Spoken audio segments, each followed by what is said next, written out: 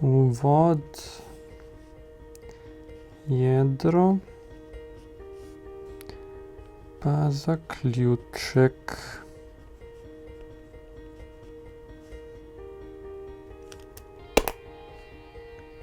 Ma ne.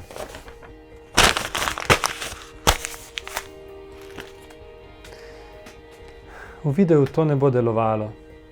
Ampak kako pa pripraviti scenarij za video?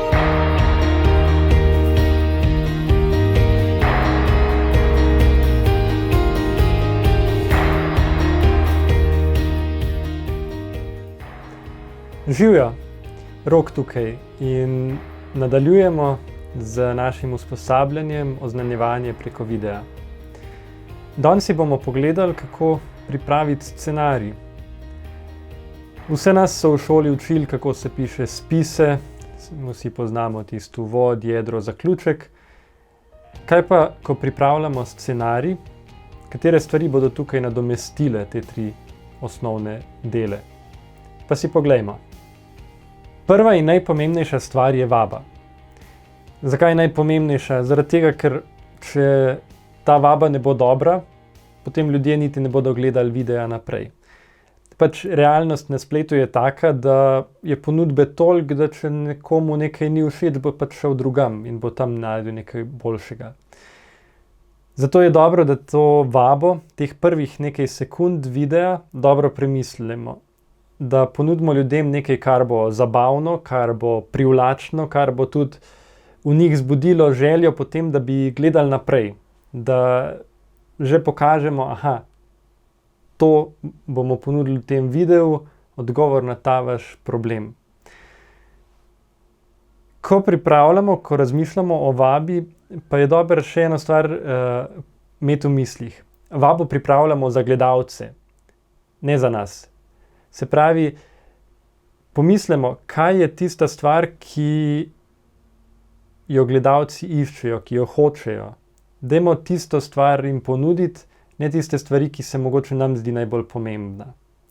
Na ta način bomo sploh dosegli, da bojo ljudje pogledali video do konca. Drugače, večina ljudi že po par sekundah gre drugam. Druga pomembna stvar je predstavitev.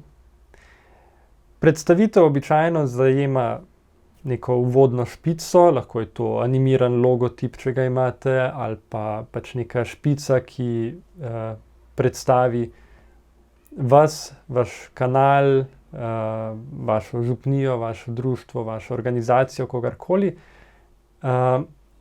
ki pa običajno sledi potem tudi predstavitev, živjo, sem ta pa ta in danes bom spregovoril o tem in tem.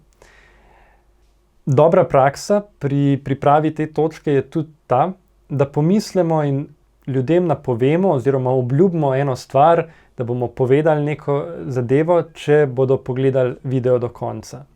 Na ta način tudi povečamo možnost, da ljudje dejansko bodo pogledali video do konca, če seveda obljubimo nekaj, kar ljudi zanima.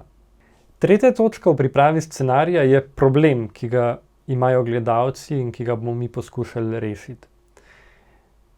Tukaj ni treba, da so to neki glomozanski problemi, to so lahko zelo preproste zadeve. Recimo, kako napisati scenarij. Ko pripravljamo to točko, imejmo res pred očmi gledalce. Se pravi, naj bo video res za gledalce, ne gledalci za video. Poskusimo se vživeti v to, s čim se gledalci soočajo, kje je njihov problem, kaj njih teži, kako se mogoče oni že soočajo s tem. Jih nagovoriti v tem. Tukaj je zelo dobro, če lahko dejansko izhajamo iz lastne izkušnje. Če imamo že sami izkušnjo tega, kako je biti v podobni situaciji, da potem na podlagi tega tudi lažje nagovarjamo ljudi, da tudi oni začutijo, da jih razumemo v njihovih težavah, v njihovi stiski, v njihovem problemu, ker bodo tudi lažje potem sprejeli naš nasvet, našo rešitev, ki jo bomo ponudili v nadaljevanju. V 4. točki pa ljudem ponudimo rešitev. Rešitev naj bo kratka, jedrnata. Lahko uporabite tudi točke, po točkah razložite, kako pridete do rešitve. da si ljudje tudi lažje zapomnijo. Če vam pa uspe biti zraven še vsaj malo zabaven, potem pa sploh super. 5. točka je povzetek. Povzetek ni samo povzetek nekih ključnih stvari, ki smo jih povedali v videu, ampak je tudi prostor, kjer lahko zastavimo mogoče kakšna vprašanja, mogoče se kakšen pomislek poraja ob videu, ali pa imamo mogoče že kakšen video posnet, ki je povezan s tem videom, pa povabimo ljudi, da si pogledajo še tisto, da poglobijo vsebino, ki smo jo tukaj predstavili. 6. točka, poziv k dejanju. Ob koncu tega spisa vas prosim za pozitivno oceno, da ne bo mama huda. Pika. No, v spisih najbrž niste tega pisali. Pa tudi v videu verjetno ne boste dali takega poziva. Je pa dobro video zaključiti z enim pozivom k dejanju. Zdaj, če imate video katehezo, lahko je to od domače naloge do neke naloge, ki jo lahko gledalci opravijo, od molitve, branja in podobno. Lahko je pa to tudi, da se naročijo na vaš YouTube kanal, da všečkajo, delijo, komentirajo in podobno. S tem se tudi gradi nekako povezanost gledalcev z vašim kanalom, z vami in na ta način tudi lažje potem dosegate te ljudi. Ko imamo scenarij napisan, je čas, da ga preberemo. Na glas. Zakaj na glas? To je test, da preverimo, če smo mogoče uporabili kakšne preveč sofisticirane ali pa težko izgovorljive besede in besedne zveze in lahko to popravimo.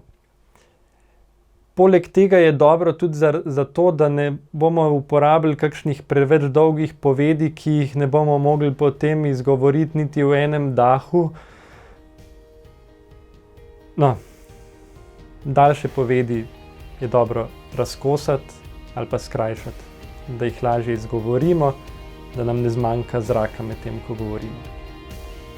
Tako, zdaj pa veselo na delo, pripravi scenarija. Se vidimo v naslednji lekciji.